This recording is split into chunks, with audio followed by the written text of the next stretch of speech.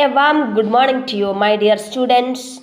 All of you, welcome to mathematics class again. Today, we are going to discuss about the topic revisiting rational numbers and their decimal expansions. From ninth standard, we already studied about rational numbers and their decimal expansions. You know, students, we have three types of decimal expansions. What are they? First one is terminating decimals. Second one is non-terminating, non-repeating decimals or non-terminating recurring decimals. Third one, non-terminating and non-recurring decimals. Once again, first one is terminating decimals, next second one is non-terminating decimals, and the third one non-terminating and non-repeating decimals. Okay. From ninth standard, we also studied about how to change non-terminating repeating decimals to P by Q form. Okay, it is very important in 10th standard also. Okay, so this year we can find out how a decimal number works as a rational number and irrational numbers. You know, students, from the three decimal set, that is terminating decimals and non-terminating repeating decimals and non-terminating non-repeating decimals, only the third one is irrational numbers. All other first and two are rational numbers. You know that? Okay, what is the irrational set of decimals? That is only non-terminating and non-repeating. That means non-recurring. Another word for repeating is recurring. Okay, and only one set is irrational number and the other two set is rational numbers. Okay, and from this chapter we have studied about fundamental theorem of arithmetics. Okay, based on this theorem we have to factorize some fractions also, and the factorization of numerator and denominator of a rational number, you know, we can write every rational numbers as the form of P by Q form. So all rational numbers have which one? Numerator and denominator. Okay, while factorizing numerator and denominator and cutting the common things, that means cutting the common factors from numerator and denominator, after getting the answer, that is after simplifying the question, we will get a numerator and a denominator, and if the denominator is of the form 2 raised to m or into 5 raised to n, if the denominator is of the form 2 raised to m into 5 raised to n or 2 raised to n into 5 raised to m, that is power of 2 and 5. Okay, if the denominator is of the power of 2 and 5, that type of rational numbers are only terminating decimals. Okay, once again I repeat, while factorizing a rational number, that is P by Q form, while factorizing the numerator and denominator of a rational number, and while solving it or while simplifying it, naturally we will get the last answer, that is a numerator is there and a denominator is there, and you look at the denominator, and if the denominator is of the form 2 into 5 or 2 square into 5 square or 2 cube into 5, like that, that means in the denominators only 2 and 5 numbers are there as factors, then that type of numbers are terminating decimal numbers. Okay,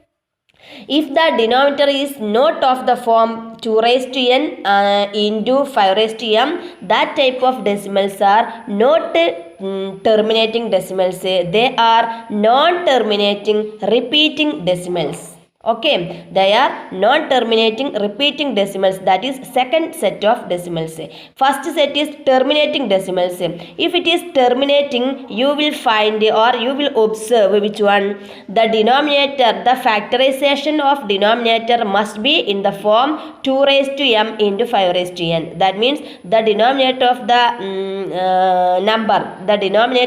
number will be in the product of 2 and 5. Okay, and if it is not in the form of 2 raised to m and 5 raised to n, that type of decimals are, or that type of rational numbers are non-terminating repeating decimals, or while dividing that number we will get a non-terminating repeating decimal number. Okay, anyway students, we can go it through an example. Okay, students, just listen the decimal number. 0.375. It is a repeating number. Sorry, it is non-terminating. It is terminating decimal. Okay. 0.375 is a terminating decimal. Okay, and 0.375 after the decimal point you have 3 digit. That's why we can change this decimal into P by Q form, like 375 by 1000. How do you get 1000? You just count.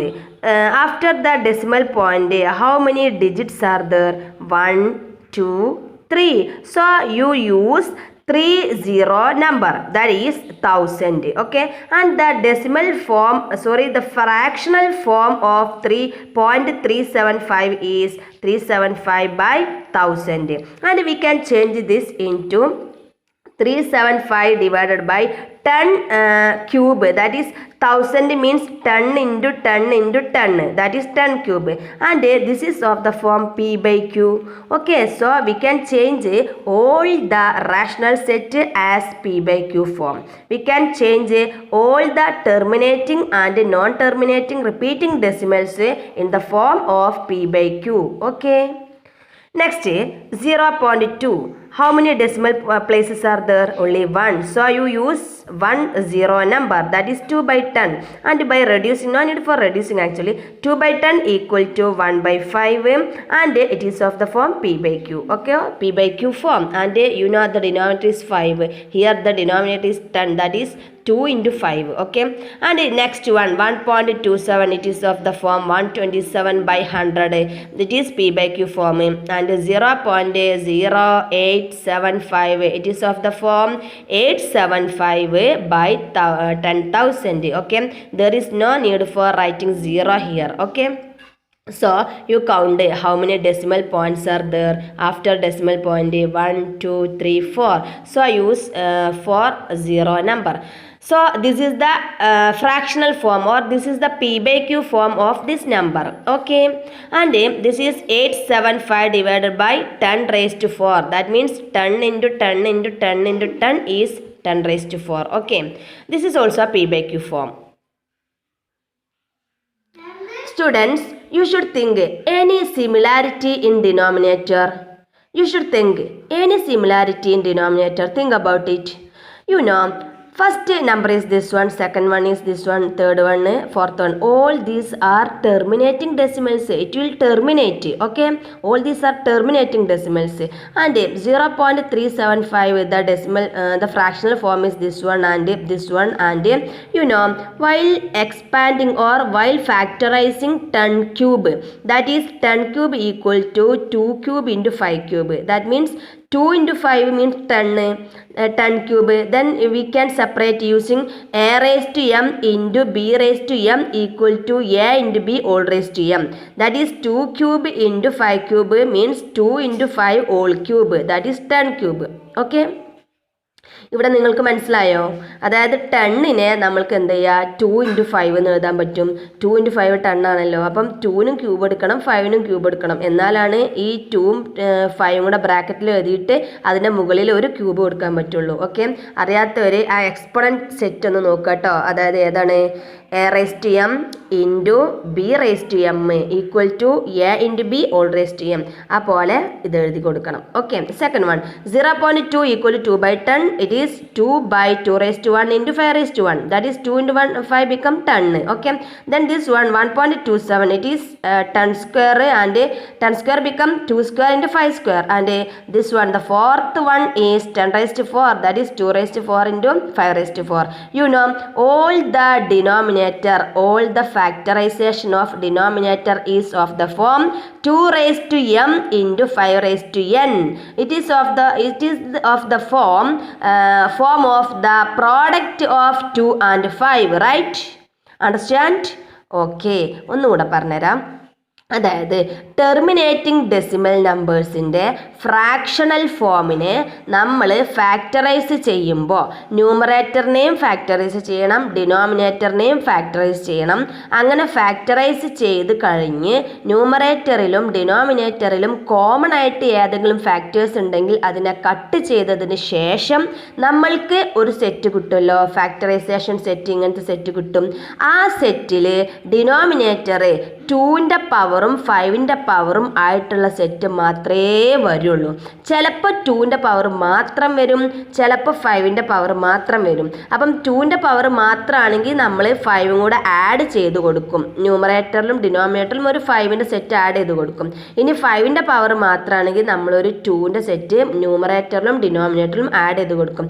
എന്നിട്ട് അതിനെ 10ൻ്റെ പവറിലേക്ക് മാറ്റി കൊടുക്കും. Okay, അങ്ങനെ ഈ 2 ഒന്നുകിൽ 2 മാത്രം, അല്ലെങ്കിൽ 5 മാത്രം, അല്ലെങ്കിൽ 2ഉം 5ഉം, ഈ ഫാക്ടേഴ്സ് അല്ലാതെ വേറെ ഒരു ഫാക്ടേഴ്സും ടെർമിനേറ്റിംഗ് ഡെസിമലിൻ്റെ ഫാക്ടറൈസേഷനിൽ ഉണ്ടാവില്ല. അതായത് ഈ 2⁻m × 5⁻n ഫോമിലാണ് ഡിനോമിനേറ്ററിൻ്റെ ഫാക്ടറൈസേഷൻ കൊടുക്കുന്നത് എങ്കിൽ നിങ്ങൾക്ക് പറയാൻ പറ്റും that is terminating decimal expansion. that number has terminating decimal expansion.